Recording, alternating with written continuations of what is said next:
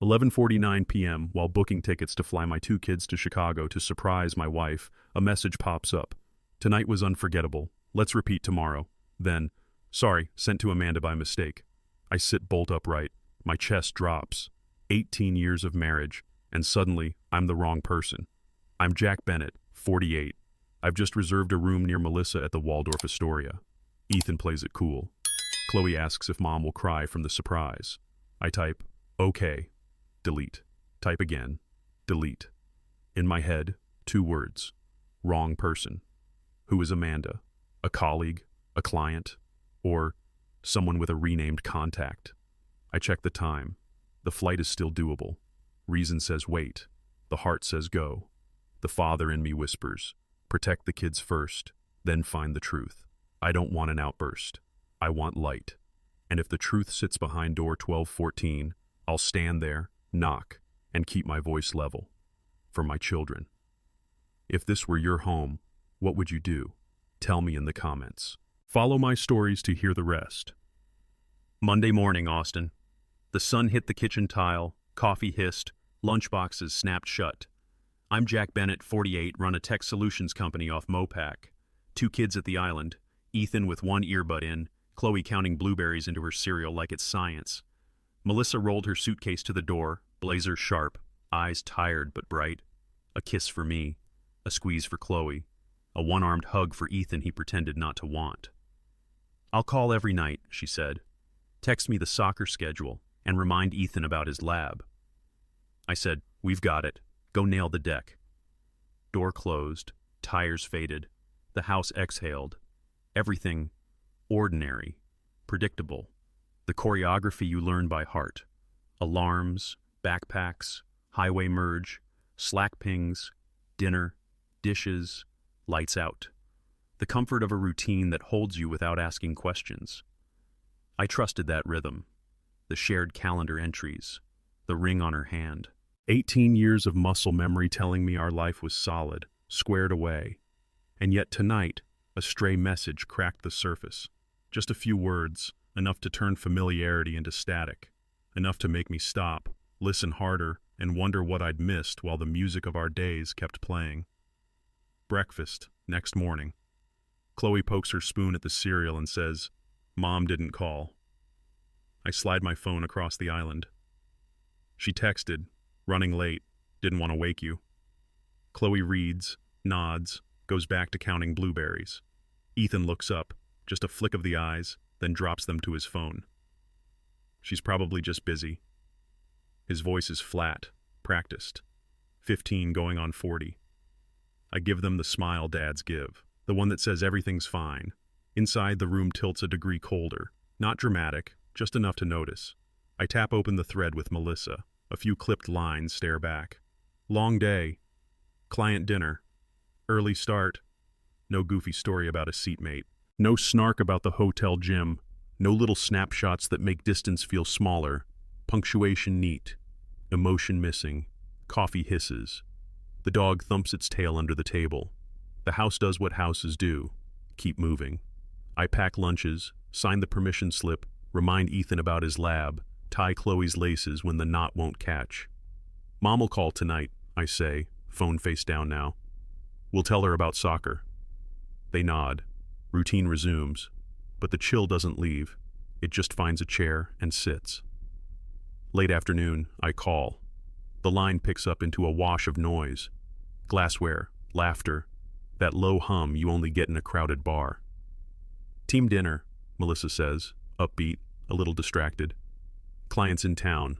I'll call later. I step onto the back patio to hear better. All good, I tell her. Just checking in.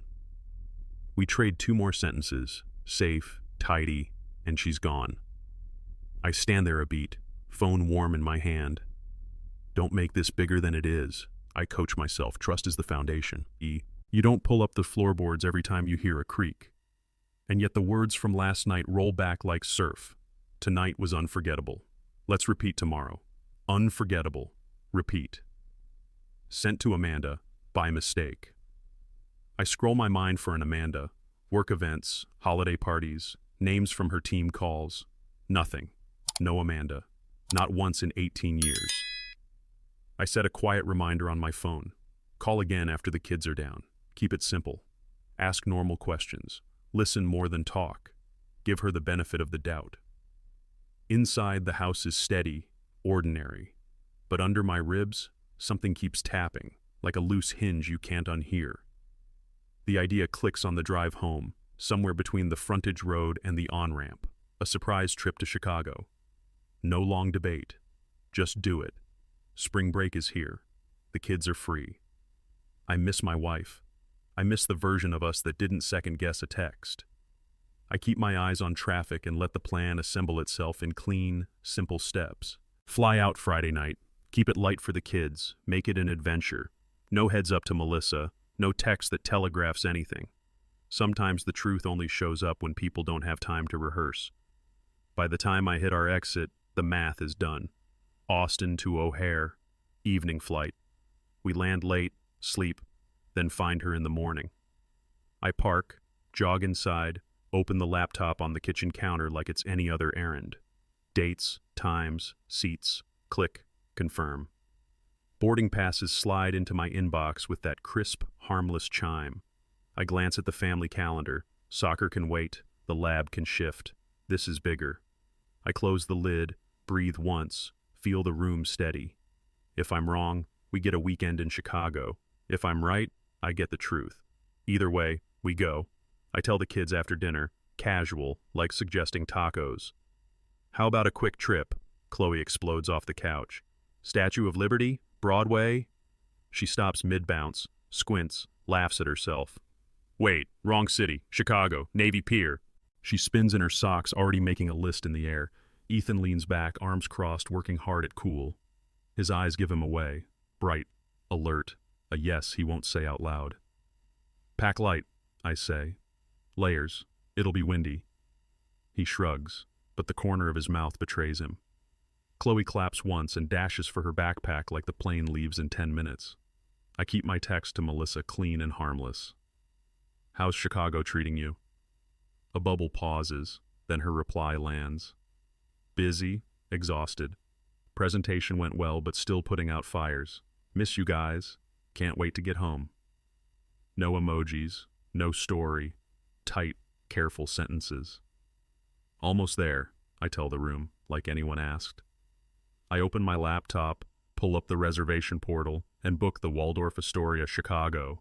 Family suite. I request the same floor as Melissa, nothing dramatic in the notes, just a line about surprising my wife. Confirmation arrives with that bright little chime. I close the lid, breathe, and let the plan settle.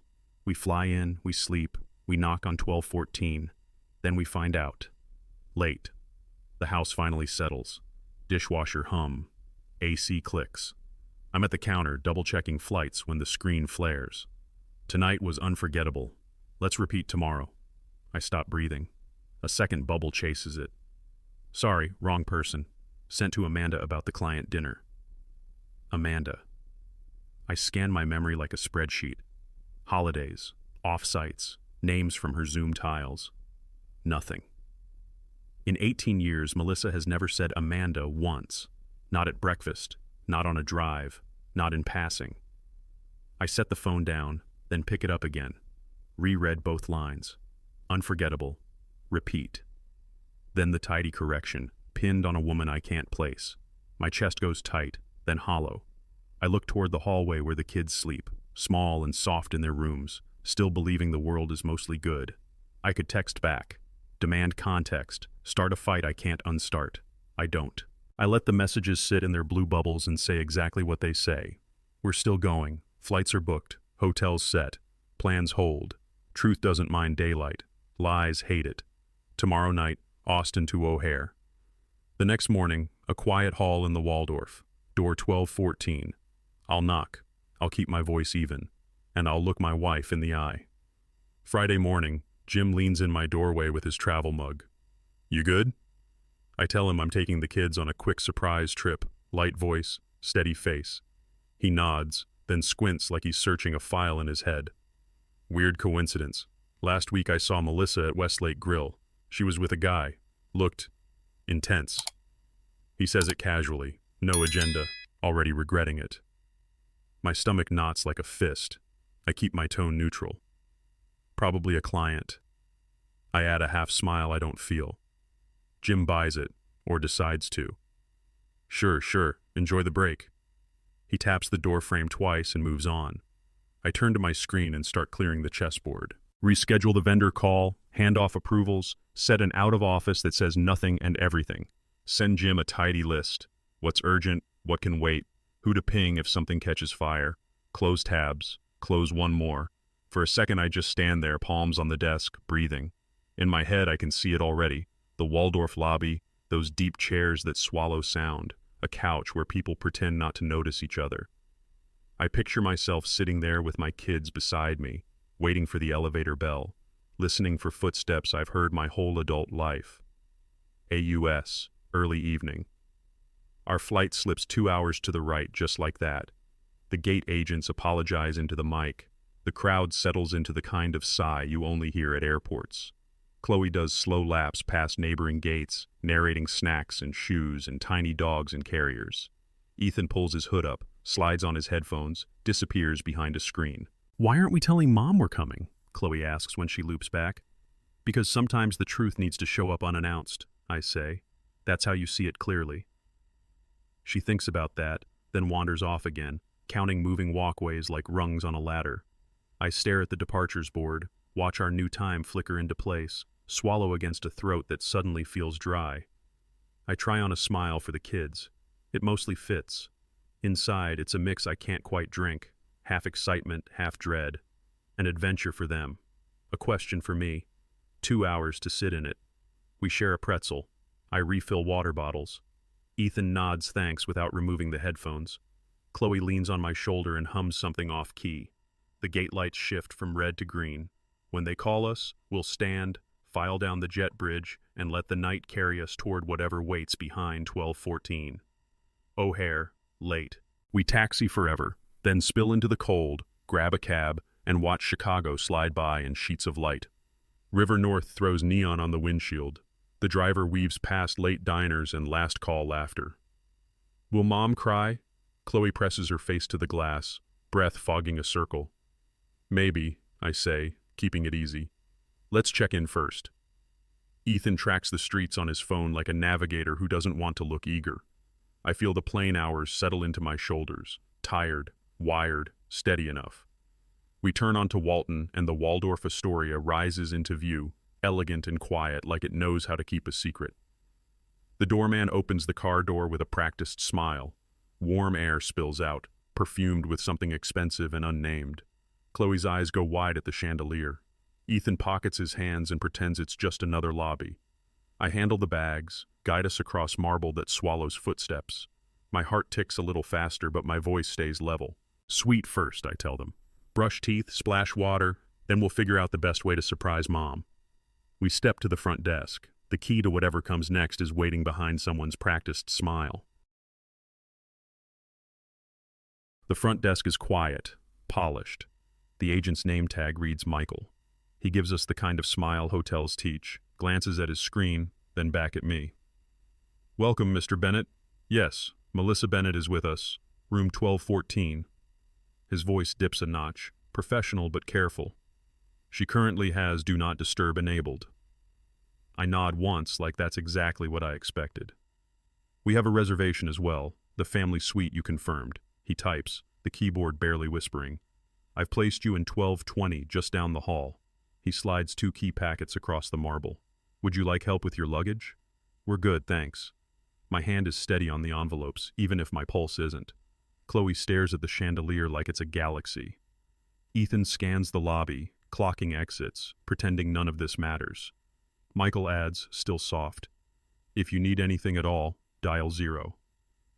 Appreciate it, I say. I gather the bags, and we move toward the elevators. The doors close on warm light and perfume. The car rises with that slow, dignified lift old buildings prefer, polite, unhurried, like a test. Floor numbers blink one by one. My kids breathe beside me. I count the seconds to 12. The 12th floor breathes hush. Carpet drinks our footsteps. I crouch to Chloe's height and hand her the job. Go on. You do the honors. She makes a fist and knocks on 1214. 3 quick taps. Silence. She tries again, louder. Still nothing. Just the low, steady hum of the AC behind the door. The latch on the next room clicks. A middle-aged man in a hotel jacket eases out, balanced behind a silver tray. His name tag reads Roberto.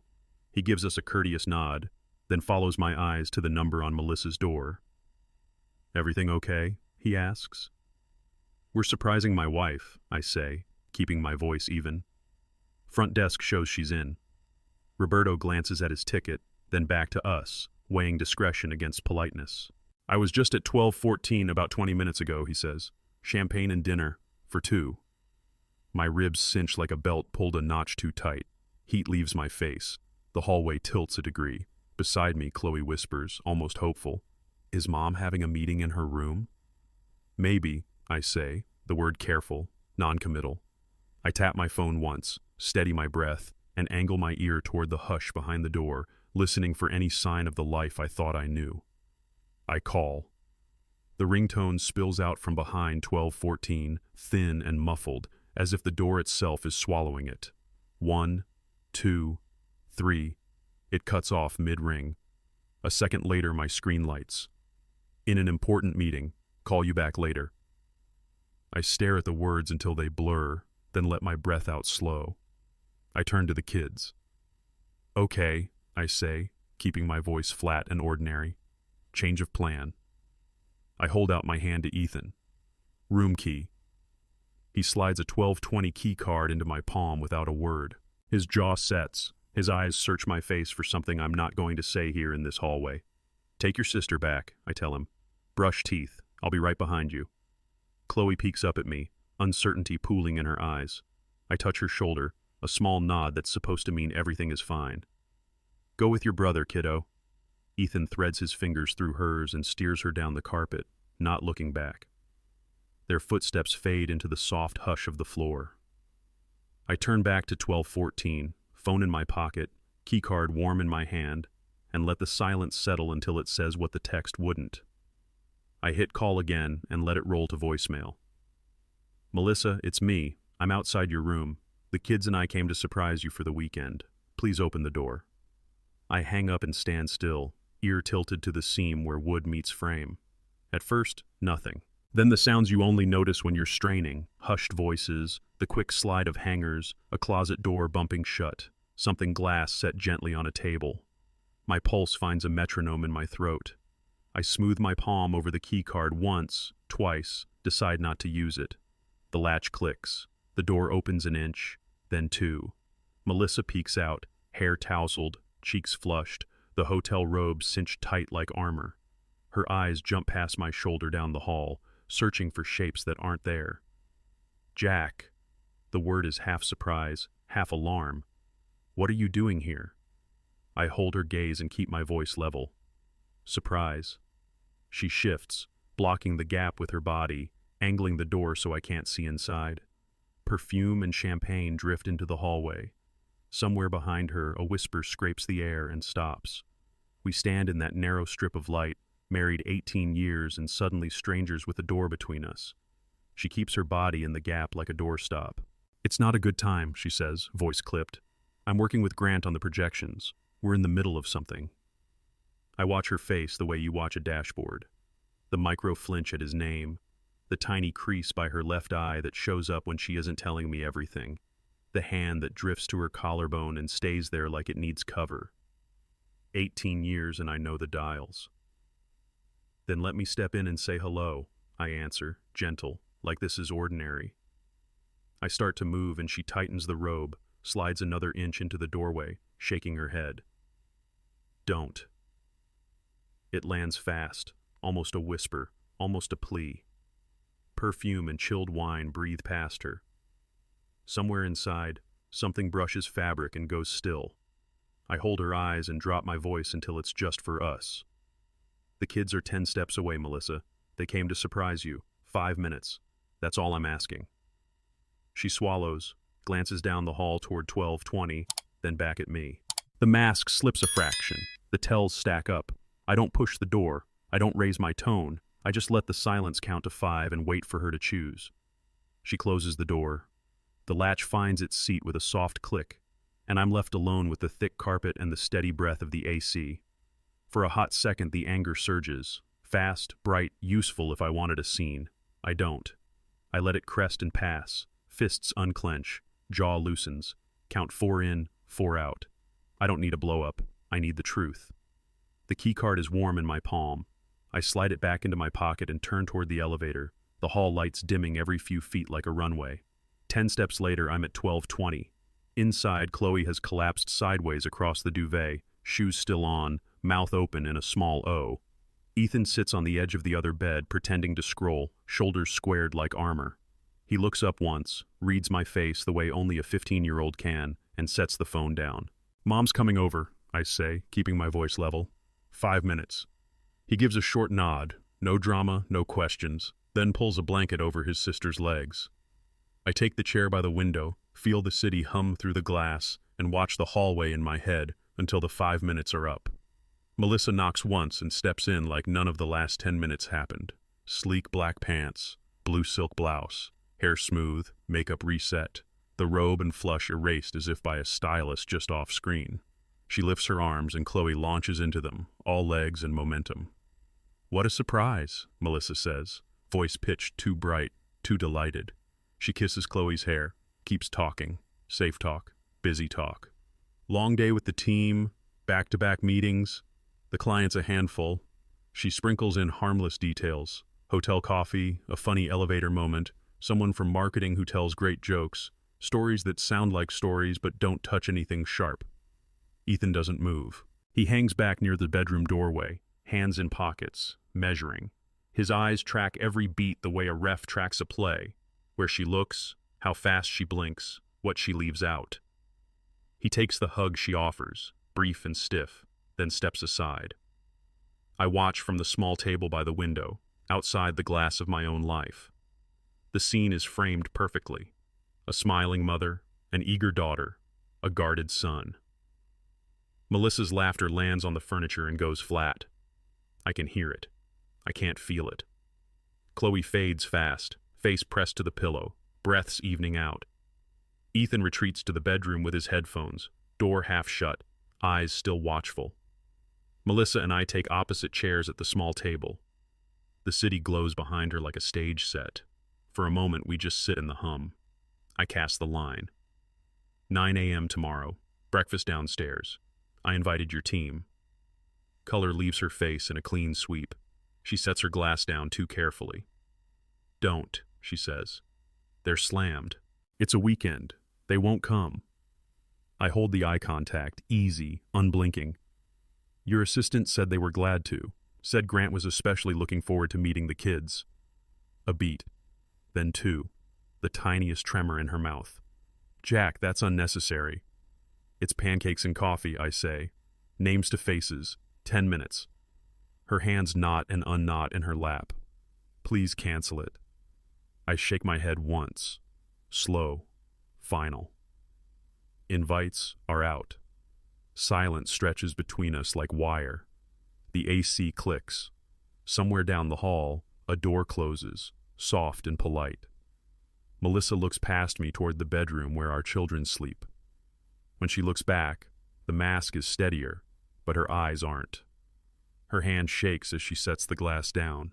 It leaves a wet ring on the table. "Don't play this game," she says, voice low, a sharp edge wrapped in calm. "It's not a game," I answer. "It's a boundary."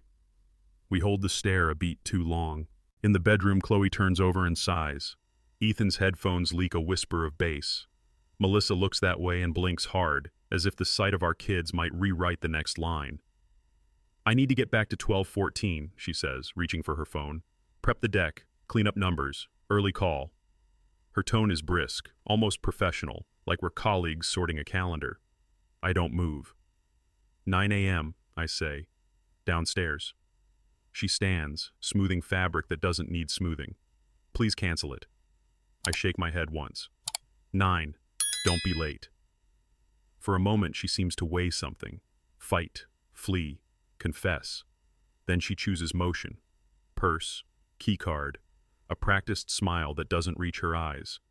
She steps to the door and opens it just enough to slip through. The latch catches softly, polite as a concierge. The ring of her glass dries on the table between us. The door clicks shut. I stand, breathe once, and pick up the room phone. "Front desk, please. I'd like to speak with the manager." My voice is even. The words feel like they've been waiting all week.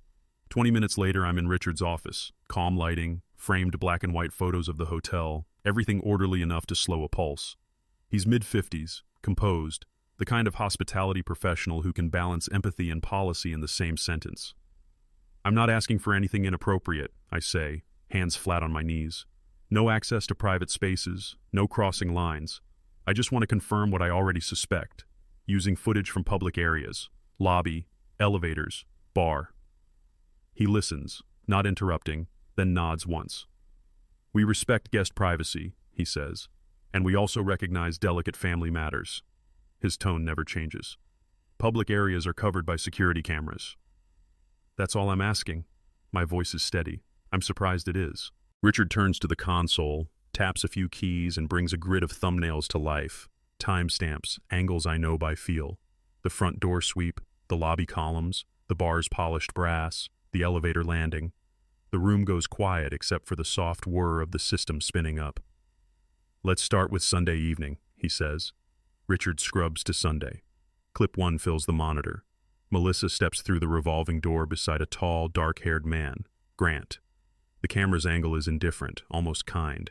His hand hovers at the small of her back, not possessive, not innocent either, a touch that says, "We've crossed this line before."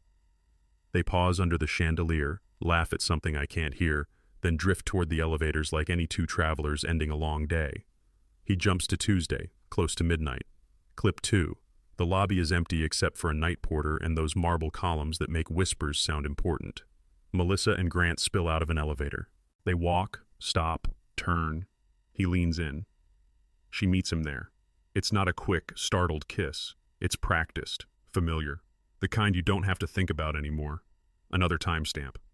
Clip 3. The bar's burnished brass glows. They sit too close on a velvet banquette, fingers laced. Her laugh lands in the air like a secret that's finally comfortable being said out loud. The bartender polishes a glass, not looking. My chest goes heavy, like someone hung a stone inside my ribs and walked away. I keep my face still. I don't blink. I just watch what's already true. Richard scrolls through the reservation screen, eyes steady. 2 guests on the booking, he reads, since Sunday. No judgment in his tone. Just data. It lands clean and hard. This wasn't a late-night mistake or a bad call after too much wine. The trip was built for 2 from the start. He turns from the monitor, opens a drawer, and sets a small USB drive on the desk between us. "These are the relevant segments from public areas," he says. Then, as if choosing each word with tweezers, "If you plan to address this, may I suggest discretion, for your children's sake." The room seems quieter after that. I pick up the drive. It's lighter than it feels. "Thank you," I say. It's all I can manage without my voice doing something I don't want it to do. Richard stands, a professional kindness in his face that doesn't spill over into pity. He walks me to the door. The latch catches with a soft hotel click, and I'm back in the corridor, alone. No theories, no excuses. Just what happened, and what it means.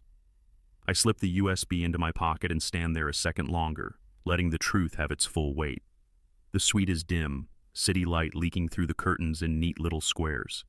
Ethan sits by the window in the half-dark, knees up, chin on his forearms, watching Chicago blink. Chloe is a soft mound of sleep on the bed behind him, one sock half off, hair fanned across the pillow. He doesn't turn when I come in. "She's not coming back to the room tonight, is she?" His voice is level, like he already knows the answer and is testing whether I'll say it. Every cell in me wants to protect him, to pad the truth, to buy time, but I remember his eyes in the hallway and the promise I made to them both. Don't lie. I sit on the edge of the chair beside him, keep my tone even. "I don't have all the answers yet," I say, "but I won't lie to you." He nods once, a quick adult motion that doesn't belong on a 15-year-old. We sit there, shoulder to shoulder, looking out at the grid of streets and the red blink of a far antenna. The room hums. Chloe breathes. I rest my hand on Ethan's shoulder and he lets it stay. I'm up before the alarm. Shower, shave, tie straight. Downstairs, I catch the restaurant manager and ask for a small projector at a corner table. Client deck, I say. He nods, no questions, promises HDMI and a clean wall. By 9, the room is bright with china and low voices. Melissa is already there at a round table, 3 women in blazers and Grant. She spots us. The brightness in her smile jumps a notch too high. Chloe rockets ahead and wraps herself around her, all hair and happiness. Ethan stays at my shoulder, posture tight, eyes moving. I keep it polite. Good morning. I shake hands around the table. Firm grip, brief eye contact, names I'll forget on purpose. Nice to finally put faces to the team. The women murmur something friendly about the kids, about travel, about how busy this week has been. Grant doesn't offer his hand. He stares into his coffee like it's a project that needs saving. When he finally looks up, it's quick and off to the side like the sun's too bright. I pull out a chair. Ethan takes the one next to me. Chloe climbs between me and Melissa, still buzzing. A server pours water. Silver clinks, soft and civilized. I thank him, glance toward the wall where the projector will land, and let the room settle into its own confidence. Let's order, I say evenly. Then I'll share something brief. I catch the server's eye and ask for the laptop. But as the cart rolls over, I glance at Chloe's small hands on the menu and Ethan's tight jaw. I change the plan mid-step. Ethan, I say, calm, take your sister to the host stand and get hot chocolate, 2 marshmallows. I'll be right there. He reads my face, nods, and shepherds Chloe away. I turn back to the table. Could I have a private minute with the team? I keep my voice even, not performative. The manager, already hovering, gestures us toward a quiet alcove by the service corridor, out of sight of my kids, out of earshot of the room. I set the laptop on a side table, click the file folder. Melissa rises too fast. Don't, Jack, she says, low, urgent. I'm not doing this at the table, I answer, and not in front of our children. The projector stays dark. The alcove light hums. I open the first clip, public area footage provided by hotel security, time-stamped, nothing more than what it is, and angle the screen so only the adults can see. This will be brief, I say. Then I'm taking my kids home. The clips play in silence. Lobby first. Grant's hand at the small of her back. Near midnight under the column. Familiar kiss, not a mistake. The bar, fingers laced, her laugh too close. I keep, that's the truth, I say, not loud, not soft.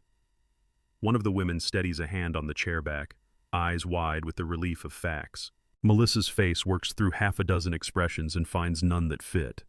Grant looks like he wants to climb into the carpet. I won't discuss this in front of Ethan and Chloe, I add. I won't make them carry what belongs to us. I shut the laptop, pick it up, and step out of the alcove. At the host stand, Chloe is blowing on her drink. Ethan stands beside her, a hand on her shoulder, doing the job I asked. I touch his arm. Time to go, I tell them, gentle. To the manager, thank you. To myself, we're done here. I face the 3 women first. I'm sorry your morning turned into this, I say. You didn't sign up for our mess. I nod once and turn to leave with my kids. A hand clamps my forearm in the corridor. Grant, voice pitched low, hot. You had no right to do that, to humiliate her, to parade it around. I look at his grip until he lets go. And you had a right to sleep with my wife? He reaches for something crude to win the moment by fouling it. I don't give him the room. Here's what I won't do, I say. I won't make a spectacle in front of my children. I showed you the truth in private. Now stay away from my family. His mouth twists. Fury, shame, noise. I take Ethan's bag from his shoulder, shift Chloe's cup to my hand, and angle us toward the lobby doors, steady as a metronome. The manager's presence widens the air between us. We don't look back. He drops his voice as we clear the doorway, crowd noise swallowing us. She felt invisible, Grant says, leaning in like he's offering a confidence. You stopped seeing her as a woman. The line lands where it's meant to, under the ribs, right where the air goes. I keep my face still. That's between me and my wife, I say, each word set down carefully, like placing glass. He smirks, heat buzzing off him. No, see, I know how she... He reaches for something crude, something he thinks will win the moment by fouling it. My fist gets there first. Bone meets jaw with a flat, shocking sound, more wood than thunder. He staggers back into the wall, one hand flying to his face, eyes wide with a child's surprise at the big, inevitable consequence. A server freezes mid-step. A fork rings against a plate. Then a blue blazer moves in. Hotel security, calm hand raised between us. Gentlemen, the guard says, voice low, controlled. This is a 5-star establishment. Grant straightens his jacket, fury and embarrassment wrestling on his tongue. I breathe once, twice, unclench what needs unclenching. Stay away from my family, I tell him, level as a ledger. The guard's presence widens the space between us. I turn to Ethan and Chloe. Let's go. We do, steady, without looking back. Security steps in, palm out, voice even. Sir, let's keep some space. I nod first because someone has to be the adult. I'm leaving with my kids, I say, steady enough to be believed. Then I turn to Grant, meet his eyes so there's no place for him to hide. Stay away from my family. No louder than a conversation. No room for misunderstanding. We cross the lobby without a scene. The elevator doors close on mirrored faces that don't look like us. 12 lights up one by one. My hand is calm on Chloe's shoulder. Ethan stands solid at my side, a little too tall for 15. At 12:20, Ethan has already done the math. His suitcase sits zipped by the door, charger coiled, jacket folded on top. Chloe watches us both, eyebrows knit, questions crowding her face. I kneel to her level. We're going home today, I say. Back to Austin. Now? She asks, small and tired. Now. I smooth a flyaway strand behind her ear. We'll come back to Chicago another time, for fun. Not like this. Ethan hands me the USB without a word. I slide it into the front pocket of my carry-on. I check drawers, sweep the bathroom, power down the lights. One last glance at the beds, at the view we didn't really use. Grab your bags, I tell them. We're done here. O'Hare, gate seats in a long, bright row. Chloe curls into my side and goes out fast, the soft weight of her head settling on my shoulder, hair tickling my jaw. Ethan faces the glass, eyes on the runway, saying 100 things by saying nothing at all. Pushbacks. Taxi lights. A jet shudders and lifts. He tracks it until it disappears into gray. I open a book I don't read. Words skim past without catching. The clips rerun instead. Chandelier glow. The column. The bar. Spooling and re-spooling like a bad loop I can't pause. I take a breath, set the book on my knee, and look at my kids. One asleep, one awake in ways I wish he didn't have to be. My coffee cools untouched. An announcement crackles, delays and apologies in the same airport tone we all know. I pull out my phone and type what needs typing. No speeches, no bait. Noon flight, going home. Then a single word I don't dress up. Goodbye. I hit send. The screen stays blank. No typing dots, no bubble chasing mine. Just my message in blue, alone on the thread. I slip the phone away, adjust Chloe's hoodie, and wait for our group to be called. Back in Austin, the house looks exactly the same. The porch light we forgot to switch off, the faint coffee smell in the kitchen, the dog thumping its tail once and settling. I set the keys in the bowl and feel the click all the way up my arm.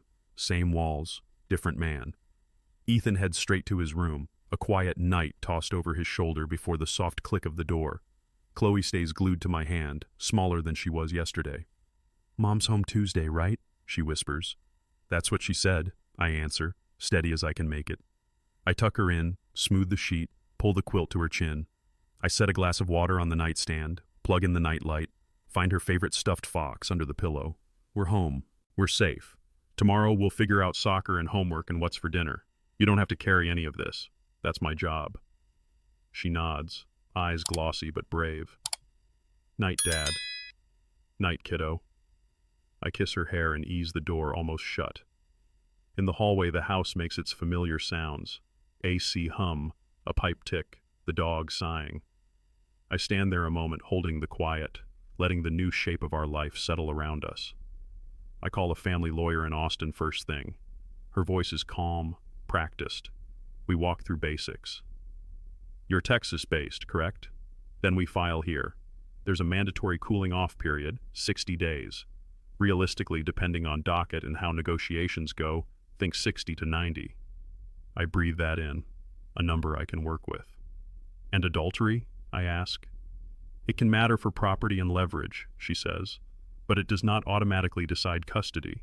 Judges look at the children's best interests, stability, routines, who's been doing the day-to-day, willingness to co-parent without poisoning the well. I want stability for Chloe and Ethan, I tell her. Same house, same schools, fewer earthquakes. Good, she says. Then act like the stable parent. Document facts, not feelings. Travel dates, messages, any hotel records you legally obtained. Keep communication with Melissa in writing when possible. No more scenes. Don't use the kids as messengers. Offer a parenting schedule. Courts notice who builds bridges. I nod into the quiet office air. Understood. One more thing, she adds. Take care of yourself. Calm parents make calmer kids. After we hang up, I draft a clean email. Logistics only, no barbs. I make a folder for evidence, close the lid, and sit with the plan. 60 days is a clock. My job is to make our home feel like it never stopped being one. Spring break becomes a patchwork I stitch on the fly. Mornings at the park, Chloe races her scooter down the loop, hair streaming, while I time Ethan's sprints and pretend not to notice when he tries to beat his last lap. Afternoons at the mall when the heat kicks up, Auntie Anne's pretzels, a new pair of sneakers he actually lets me help choose, Chloe pressing her face to the pet store glass. Evenings we pick an old movie and let the living room go dark, popcorn salt on our fingers, the dog snoring like a metronome. At night, Melissa calls. I put her on speaker so both kids can opt in or out. Ethan keeps it short. Yeah, fine. Practice was good. Okay. Night. Chloe wavers. One night chatty about a school friend, the next night quiet, eyes on me as if my expression is a weather report. When Melissa asks how I am, I answer with logistics. Early bus tomorrow, dentist Tuesday, I'll send the forms. No more, no less. After they're in bed, I clear plates, wipe counters, and sit at the dining table with the divorce packet spread open. Tabs, sticky notes, a pen I cap and uncap without writing. The house hums around me. I hear my own breathing. I keep turning pages until the clock says enough. Tuesday evening, her car is already in the driveway when we pull up, porch light on, front door cracked. Melissa sits on the couch like she's been practicing calm. Chloe bolts past me and launches into her, small arms, big relief. Ethan hovers at the bottom of the stairs, one sneaker on the next step, body split between going up and walking in. Kids, I say, gentle but firm. Head upstairs for a bit. Your mom and I need to talk. Chloe looks from me to Melissa, then obeys, dragging her backpack by one strap. Ethan hesitates, reads my face, and leads his sister up, each tread a soft thud that feels too loud. Their door clicks. The house exhales. I stay standing a beat, keys in my hand, then set them in the bowl. Melissa's eyes are rimmed red but dry now. She folds her hands, unfolds them. The dog pads in, curious, and retreats as if the air changed temperature. The living room feels wider than it did yesterday. Same couch, same rug, more distance. I take the armchair across from her, not too close, not far. Between us, a coffee table, a stack of school flyers, and everything we can't unknow. I breathe once. She does too. The quiet is a kind of stage. She breaks the silence first. I was served the divorce papers. I nod. I'm requesting primary custody. You'll have visitation. She swallows, fingers lacing and unlacing. I've spoken to my company. I requested a permanent transfer to the C. She catches herself, breathes, corrects. To the Austin office. No more travel, no more overnights. I let that sit a beat. That's between you and your employer. Her eyes flick to the stack of school flyers on the table, then back to me. It means I'll be here. For the kids. Consistently. I heard you, I say, tone flat, but not cruel. Their schedules won't change. Same schools, same house. Stability is the point. She nods, grateful and wrecked at once. I understand. I lean back, palms on my knees, keeping the lane clear. Going forward, keep everything about pickups and drop-offs in writing. Email works. Okay. She wipes a thumb under one eye, catching nothing. I'll do whatever needs doing. Good. The word lands without heat. Upstairs, a door clicks. Small footsteps cross the hall. We both hear them. For a second, we're just two parents listening to the same house. She takes a breath like she's about to apologize again, then lets it out instead. I stand. Logistics only, Melissa, I say. For now. She nods. The distance between us stays exactly where it is. She folds her hands again, steadier now. I've started therapy, she says. I want to understand why I blew everything up. I nod once. Any conclusions yet? She looks at the carpet, then right at me. It isn't about you, or the kids, or even Grant. It's a hole in me. Something I kept trying to fill with work, with attention, with motion. I don't know how I let it get this far. I keep my face neutral, breath even. I hear the words without grabbing for them. No instant verdict, no quick absolution. The room feels very quiet. I can hear the fridge kick on in the kitchen, the soft tick of the vent. 18 years is a long reel, and it wants to play right now. Vows, first apartment, midnight feedings, soccer sidelines. I let it pass. Good you're getting help, I say finally. My voice stays level. That matters for you, and for Ethan and Chloe. She nods, eyes bright. I know. Inside, nothing shifts. The decision is where I left it, in a place that isn't angry, just finished. I won't debate history or rank excuses. I won't be her mirror or her medic. I'll be what the kids need. Solid, clear, here. She takes a breath that sounds like a dare. Is there any chance of couples therapy? The words hang there, tidy, hopeful, late. I look at the coffee table, then past it. 18 years spool in a rush. Vows whispered too fast. A rented walk-up with a leaky sink, Ethan's first fever at 2 a.m. Chloe's lopsided preschool crown, the 1,000 small mercies that make a life. I let the reel play without grabbing at it. Then I let it go. No, I say, calm, not cruel. I've made my decision. She blinks, once, like a light going from bright to dim. Okay, she murmurs. I understand. For the kids, I add, keeping my voice level, we do this clean. No scenes, no late-night arguments. Starting tonight, you take the guest room. We'll work out a schedule for mornings and evenings so routines hold. She nods, hands folding over themselves. I'll move my things. Thank you. I stand, not to tower, just to mark the shift. Upstairs, a drawer shuts softly. Ethan or Chloe, listening without meaning to. We keep their world steady, I say. That's the job. Melissa rises too, smaller than a minute ago. I'll start now, she says. I step aside, give her the hallway. The decision stands, and the house remembers how to be quiet. The next days settle into a spreadsheet version of home. We post a kitchen schedule on the fridge, morning blocks, evening blocks. Who has the living room when? Who's on drop-off? Who's on pickup? Polite handoffs in the doorway like coworkers swapping a conference room. Melissa and I keep it to logistics. Times, forms, groceries, calendars, emails when we can, short texts when we can't. No late-night postmortems. No autopsies of feeling. Ethan goes cool. Not dramatic, just reduced contact. One-word answers. Eyes that slide past instead of land. He still does the things. Trash out, dishwasher in, homework checked.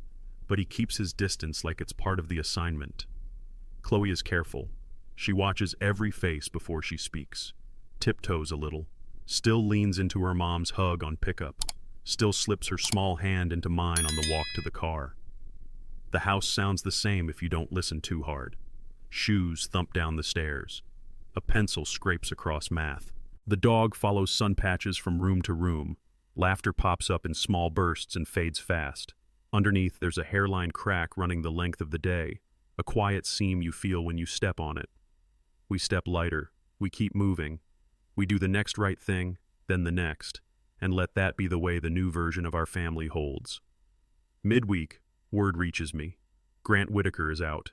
Fired for violating the company's relationship policy and for misuse of corporate funds tied to this trip. No memo lands in my inbox. It just arrives the way these things do. Quiet, certain, already decided. I don't feel happy. I don't feel vindicated. It registers as what it is, a consequence arriving on schedule. I stare at the message thread with Melissa for a long beat, then type exactly what needs saying and nothing more. I didn't tank your career. Don't worry. 3 dots. A pause. Her reply comes back fast. You're kinder than I deserve. I let it sit there, no response, no tidy bow. No. I put the phone face down and keep moving through the evening's list. Dinner plates stacked, permission slip signed, Chloe's library book in her backpack, Ethan's cleats by the door for practice. The house hums along its new rails. Somewhere downtown, HR closes a file. Here, lights click off room by room, and we keep the promises still ours to keep. Evening. A soft knock on my door. Ethan leans in, hoodie strings between his fingers. You okay, Dad? I'm on my way there, I say. Closer than yesterday. He sits on the edge of the dresser, sneaker toe tapping the rug. I keep trying to understand why Mom did it. I run the tape and it still doesn't make sense. I set the pen down, turn the chair to face him. Some things don't land clean, I tell him. They don't have easy reasons you can hold in your hand. People have holes they don't know how to fix. That's not on you. He nods, eyes wet and angry at the same time. So what do we do with it? We don't let it define us, I say. We let it inform us. We take what hurts and we use it to be clearer, kinder, harder to knock over. We show up for each other. That's the job. He breathes out, shoulders dropping a notch. I pull him into a quick hug. He lets me. When he stands, his face looks older and softer at once. Night, Dad. Night, son. The house settles. I sit with the quiet, grateful that on my way is still a way. Bedtime. Chloe lingers at the doorway, clutching her fox by the ear. Dad, do you still love Mom? Her voice is so small it barely makes the trip across the room. I sit on the edge of her bed and pick my words like stepping stones. Love is a long story, I say. It changes shape. It gets complicated. But one thing never changes, my love for you and Ethan. That's unconditional, no matter what happens between the grown-ups. She studies my face, measuring. Then she nods and climbs into my lap, arms tight around my neck, the kind of hug that resets your spine. I breathe her in, shampoo and crayons, and feel something align. I'm safe, right? She whispers. You're safe, I say. I've got you. I tuck her in, smooth the quilt, leave the fox standing guard. At the door she makes me promise again. I do, gladly. In the hallway the house is quiet and ordinary. I realize it as I turn off the light. Anger flares and fades, but responsibility keeps you standing after the storm. It's not loud. It holds. After the kids are down and the house goes quiet, I slide the USB into my laptop. The screen blooms with familiar thumbnails. I click each clip, let 5 seconds play, then stop. Lobby, column, bar. I don't linger. I'm not here to punish myself. I'm here to tell an old version of my life goodbye. I watch just long enough to anchor the facts so my mind can't rewrite them later. No theories, no what-ifs. Just this happened. My chest tightens, then loosens. Enough, I say out loud, the room hearing it with me. I close the player, eject the drive. In the closet, the small safe waits behind a stack of shoeboxes. I place the USB in an envelope, write a plain label, and set it inside. The combo turns, 4 quiet clicks, and the door settles shut. I stand there a moment, hand on cool metal, breathing steady. Not to relive, to release. Illusion has had its time. It doesn't get another minute. I turn off the lamp, let the dark be just dark. Chapter closed. Another one opens. Earlier alarms, packed lunches, rides to practice, the slow work of keeping a home upright.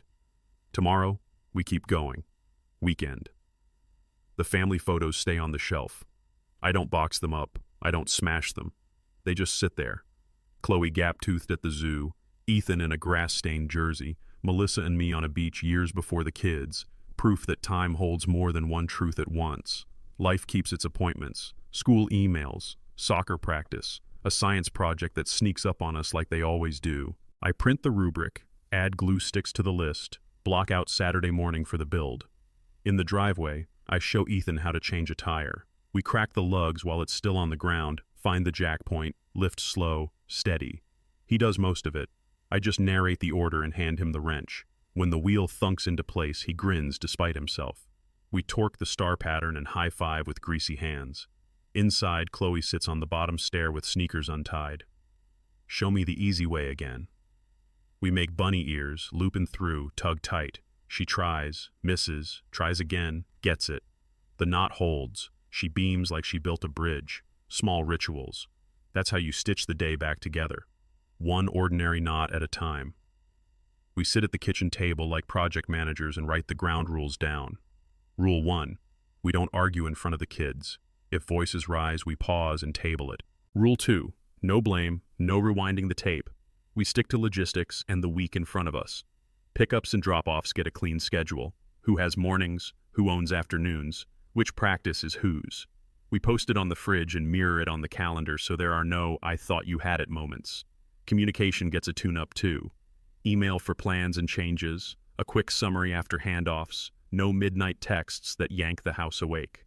If something feels hot, we let it cool before we answer. Guest room stays guest room. Closed doors mean knock first. Simple, boring, clear.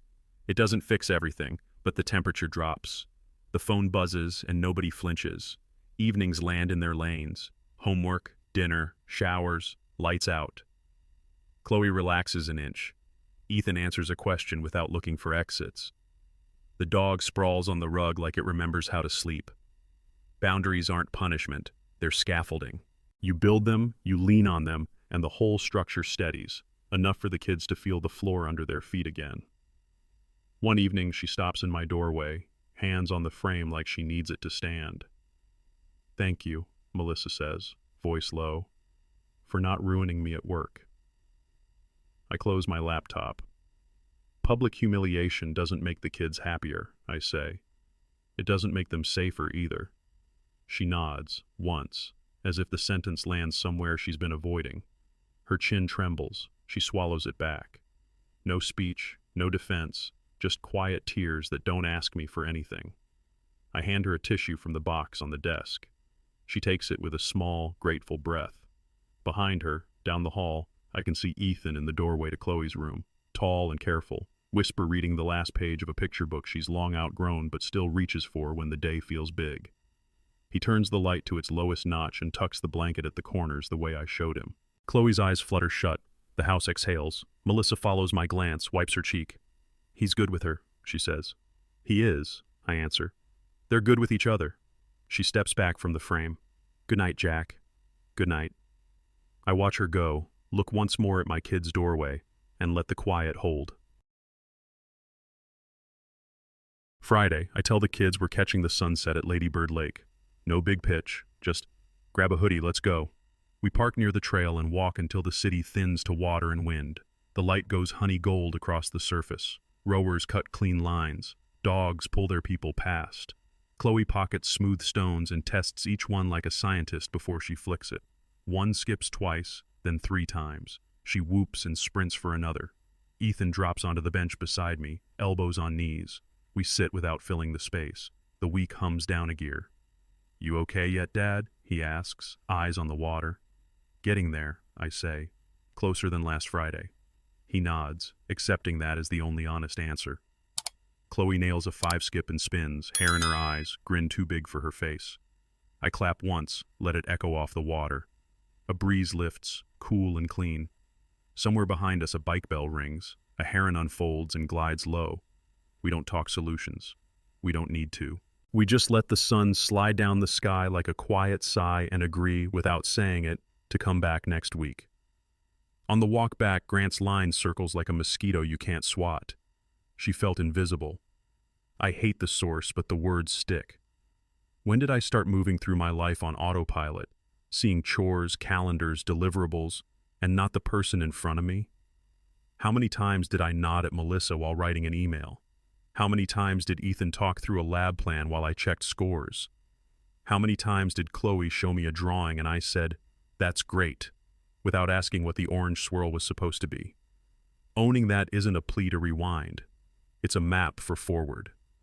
Accountability not to win her back, but to be better where it still matters. So I practice visibility. I put the phone face down when Ethan speaks and look him in the eye until he finishes the whole thought. I kneel to Chloe's height and ask one more question than I think I have time for. I learn their teachers' names, the field's cold spots, the bench at the lake that faces the wind.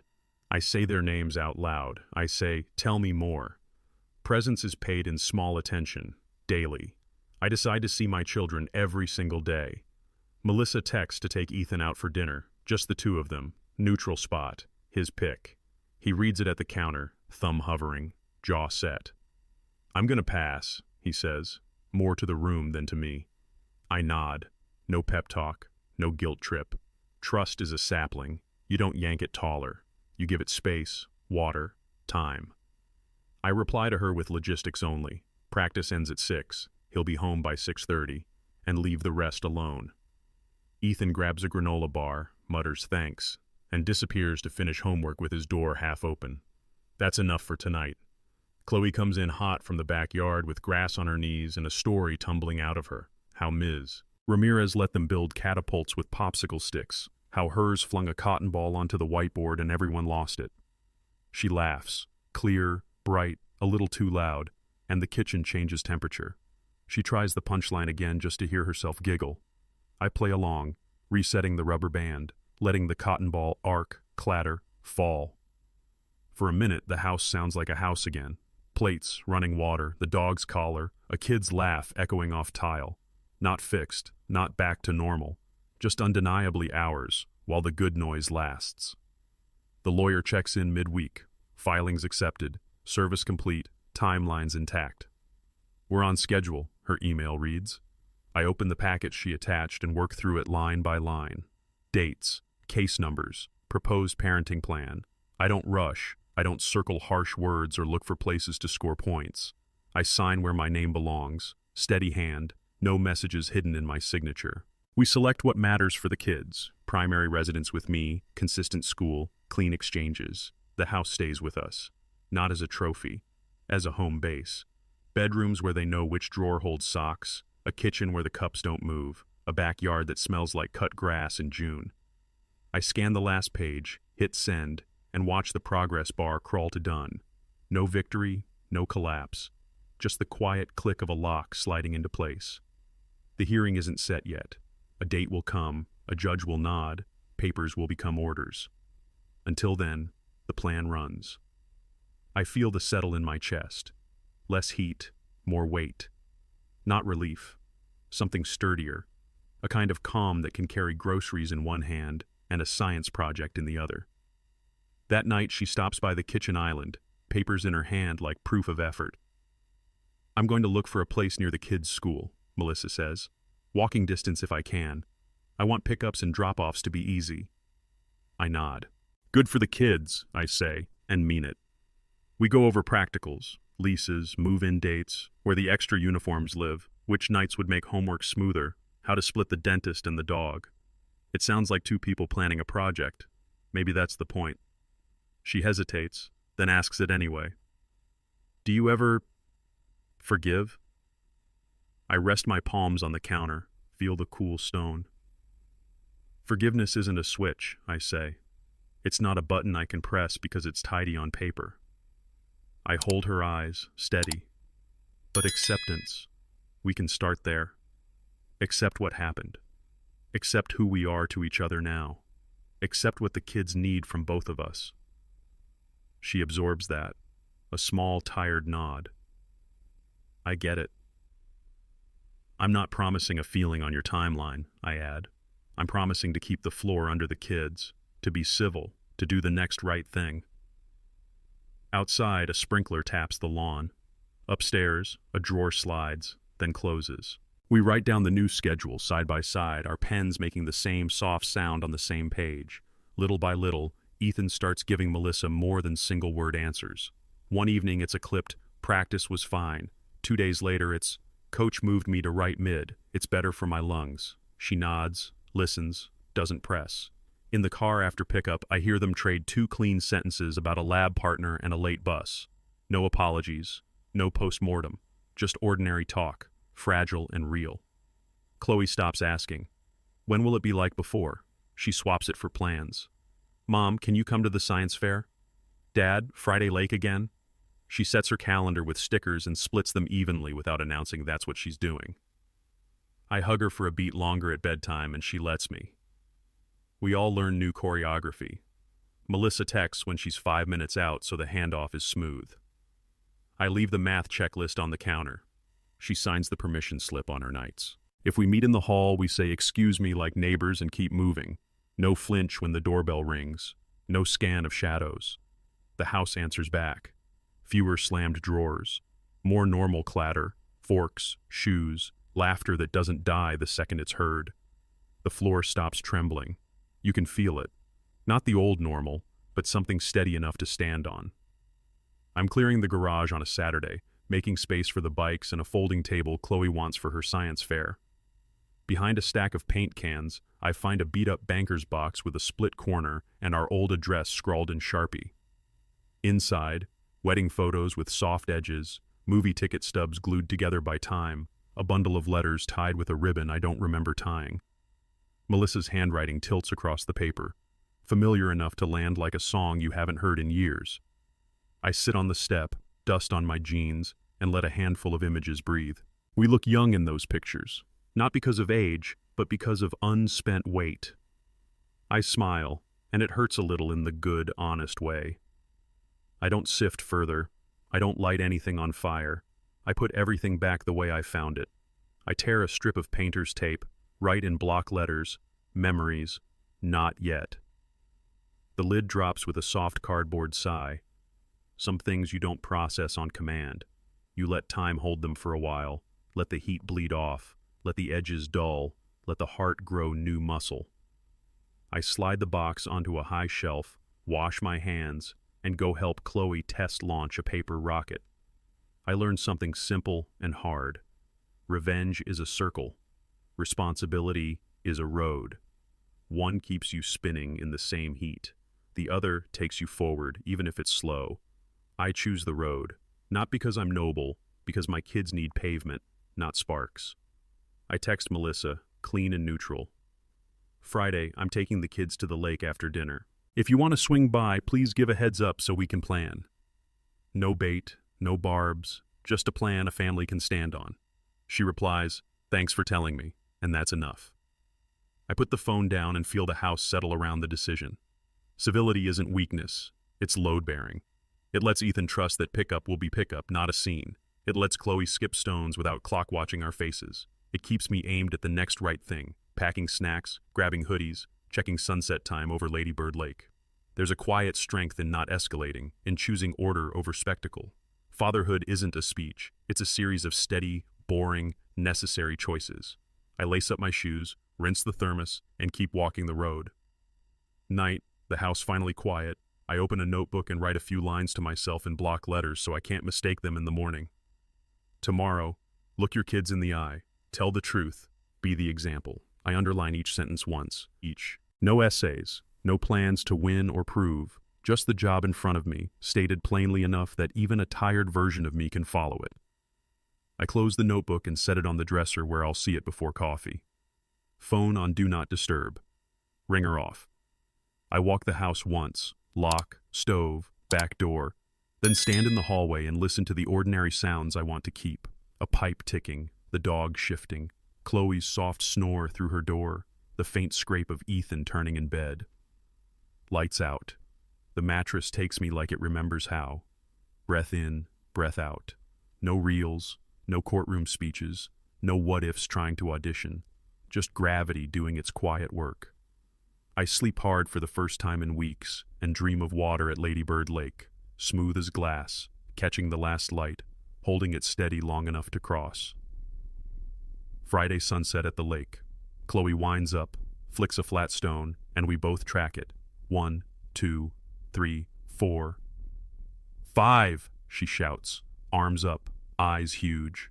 The ripples feather out in even rings. She sprints for another rock, mission renewed. Ethan drops beside me on the bench, shoulders finally out of his ears. He watches Chloe, then the water, then me. A small smile breaks. I feel calmer, he says, like he's testing the word to see if it holds. Me too, I answer. And it's true. The noise in my chest has dialed down. Breathing doesn't feel like work. We sit without filling the space. A kayak noses past. A runner's footsteps fade. Chloe nails a 3-skip and groans, then laughs at herself and tries again. I clap once, let the sound carry. The sky shifts from gold to lavender to that deep Austin purple that means the streetlights are about to wake. Across the water, windows blink on, one by one. We stay until the last light softens, gather our things, and head for the car. Quiet, steady, like people who know where home is. On the walk back to the car, I say it like an idea we've already agreed to. Let's make this a thing. Every Friday we come here.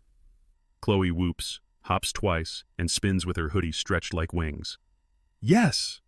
Ethan doesn't perform. He just nods once, real and simple, the kind of yes that sticks. We pause by the rail to watch a last set of ripples dissolve into the dark. I rest my hand on his shoulder, solid, warm, taller than I remember from a month ago. You've grown up a lot, I tell him. Not just inches, edges, the way he holds himself, the way he holds his sister. He looks at me, half smile, eyes steady. So have you, he says. It lands clean, not as a joke, not as a jab, just the truth between us. We start walking again. Chloe races ahead to beat us to the crosswalk. I squeeze Ethan's shoulder once before letting go. Friday it is, I say. Friday, he answers, and for the first time in a long time, the word feels like a promise we can keep. The view pulls back and a new life comes into focus. Clean lines on a shared calendar, pickups and drop-offs that happen when they should, homework spread across the table while pasta water rolls, soccer Saturdays that smell like cut grass and sunscreen. At work, I spin up a new project, not to outrun anything, just because building things steadies my hands. Evenings find their shape. Chloe testing catapults or reading me the weirdest paragraph from science. Ethan icing a shin and debating formations. Me packing lunches while the dog patrols for dropped carrots. It's not seamless. Papers get lost. Tempers flare and cool. A late email bumps into bedtime. But it's real. No staging. No pretending that what broke didn't break. We name what needs naming, fix what can be fixed, and leave the rest untouched until it's ready. I stop hunting for every why. Exhaustive autopsies don't tuck kids in. They don't get teeth brushed or cleats into a bag. What helps is the next right action. One thing at a time. Tell the truth. Keep the schedule. Show up on Friday. The road doesn't ask for perfection. It asks for feet. So I put mine on it and walk. I sit down after dishes and write the clean emails. First to my attorney, confirming the tentative court calendar hold, acknowledging the deadlines, asking for the next set of forms. CC to Melissa, so the dates live in one thread. Then a separate note to her. Move-in timeline, key exchange, mail forwarding, which nights she has dinners, which mornings I've got drop-off, how we'll handle dentist, soccer, and the science fair. I update the shared calendar, print a fridge version, and tape it next to the meal plan. Backpacks by the door, cleats in the bin, library books stacked where they won't go missing. Things start to click into their tracks. Schedules meeting schedules, handoffs without noise, the house moving like a well-oiled hinge. It isn't rigid, it's steady. My shoulders drop. I catch myself standing taller, not braced, just balanced, like my feet finally remember the floor. I step onto the porch with the dog and look up. Austin's night sky is unusually clear, crisp, dark, a handful of bright points refusing to be swallowed by the city. The air is clean, almost cool. I breathe once, long, and let the quiet answer back. Before bed, I open the very first note I made, the one I haven't touched since that night. 11:49 p.m., wrong person. I let the screen glow for a beat, then exhale. A small, tired smile finds me. Wrong person. To get myself right.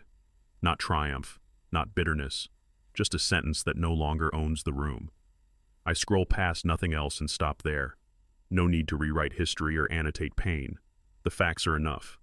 We live them. We're living what comes after. I lock the phone and lay it face down. The house is quiet in the good way. Dishwasher done, doors set, 2 kids breathing steady in their rooms. I turn off the lamp and let the dark be dark. Tomorrow is still Friday. The lake is still there.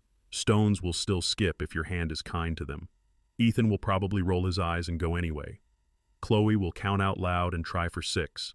I'll bring the thermos. We'll watch the sun go down and keep our promise. Friday again. Same bench at Lady Bird Lake. Same soft wind. Same small hands, fishing flat stones from a pocket. Chloe aims for 6 and gets 4. Laughs anyway. Ethan shows me a better wrist flick and pretends not to smile when mine lands a clean 3. The note on my dresser did its job. Look your kids in the eye, tell the truth, be the example. I do. We are. The road holds. The USB sleeps in the safe, gathering dust instead of oxygen. I don't project anything on walls anymore. I project schedules on the fridge, patience at bedtime, calm at pickup. Revenge was a circle.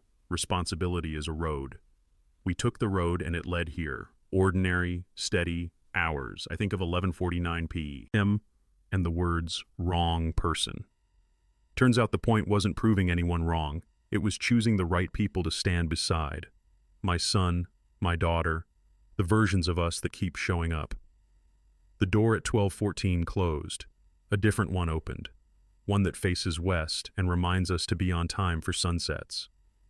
Forgiveness still isn't a switch. Acceptance is a step. Tonight we take another. Chloe counts ripples. Ethan nods at the sky. I say, ready? And they both say, yeah, like a promise we wrote together. If you've ever stood outside your own 12:14, how did you move forward? Share what you felt below. Your story might steady someone else. And if this chapter spoke to you, hit subscribe to my stories. New episodes on the lines we draw and the homes we keep drop soon.